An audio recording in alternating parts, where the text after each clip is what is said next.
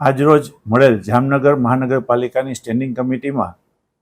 કુલ 30 વિકાસ કાર્યોના એજન્ડા માનનીય કમિશનર શ્રી દ્વારા એની દરખાસ્ત મોકલવામાં આવેલ હતી, જે 30 એજન્ડાને આજરોજ મળેલ કમિટીમાં બહાલી આપવામાં આવેલ છે, જેની કિંમત 11 કરોડ અને 74 લાખ રૂપિયા જેવી થાય છે. આ ઉપરાંત એક ચેર ઉપરથી દરખાસ્ત આવેલ હતી, જે જામનગર શહેરમાં દરેક મહાનગરપાલિકાને જેમ જામનગરમાં પણ સ્માર્ટ સિટીનો એક કોન્સેપ્ટ છે, એ કોન્સેપ્ટની અંદર આઈસીસી એટલે કે integrated command and control room બનાવવા માટેના કન્સલ્ટન્ટની નિમણૂક માટેની દરખાસ્તને બહાલી આપવામાં આવેલ છે, જેની અંદર આગામી સમયમાં સ્માર્ટ સિટી જામનગરમાં જેમ બીજા અન્ય મહાનગરપાલિકાની અંદર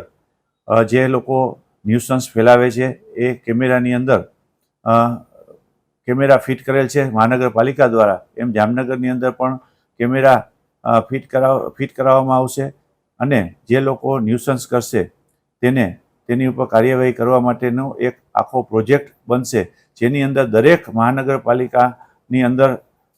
દેવામાં આવતી અલગ અલગ સુવિધા છે તે બધી સુવિધાનો એક કમાન્ડ કંટ્રોલ રૂમ દ્વારા એને મેનેજ કરવામાં આવશે